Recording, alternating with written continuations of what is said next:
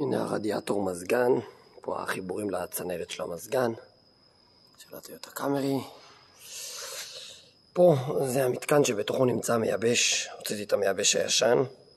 זה המייבש הישן, זה הפקק הישן, זה כזה אלן כזה. ככה פותחים את זה, זה סוגר פה. הוצאתי מבפנים את המייבש הישן, זה פשוט יושב כאן בתוכו.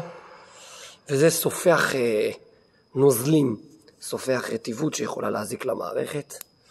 הנה, דנסו, חבילה, הנה, אנחנו מדפים את ההסבר, איך זה בפנים. הנה, אפשר לראות את ההסבר. איך המייבש נכנס לתוך הגליל הזה. זה המייבש החדש, הרגע פתחתי את האריזה. יש גם פקק חדש, כזה, יפה. גם כן, הולך להיכנס, יאללה. יכול להכניס כבר לבפנים.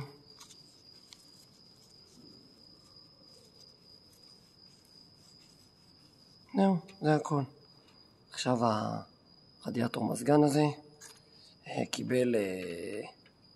קיבל מייבש חדש. הנה, רגע.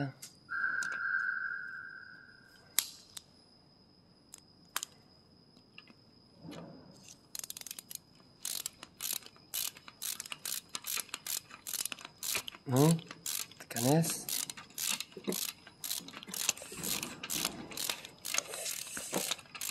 זהו.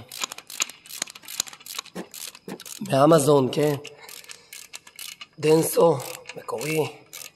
ישירות מאמזון, עלה בערך איזה 20 ומשהו דולר. לא יודע כמה עלה המשלוח. אבל הנה, ככה מחדשים. נחזק רגע. שיהיה סגור חזק.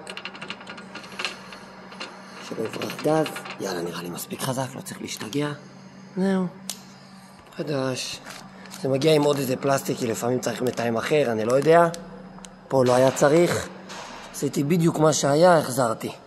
היה כזה, שמתי כזה, זה גם מגיע עם עוד איזה ברזל, אולי יש דגמים שצריך את הברזל הזה, אני לא יודע, זה מגיע עם כזה, אבל פה זה לא רלוונטי. צד השני סתם יש מכסה כזה סגור, שאי אפשר לפתוח אותו. זהו. עכשיו אפשר להחזיר לאוטו את הרדיאטור מזגן המחודש. לחבר את הצינורות, וזהו.